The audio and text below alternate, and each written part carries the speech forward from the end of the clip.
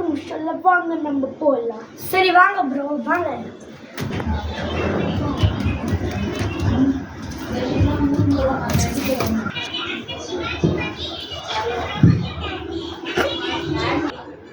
பிளேயர்ஸோட கவனத்திற்கு ரவுண்ட் 2 ஒரு பார்ட்னரை தேர்ந்தெடுங்க.